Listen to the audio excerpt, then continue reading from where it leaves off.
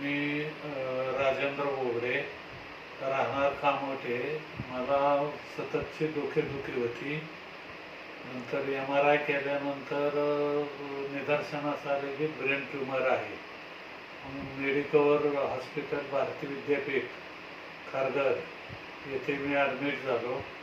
तिथे Harish Naik sir, neurosurgeon, यांनी माझ्यावर सर्जरी केली आणि अत्यंत चांगल्या पद्धतीनं सर्जरी केली.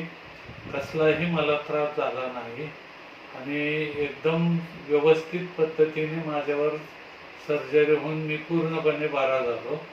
आता मी एकदम व्यवस्थित आहे.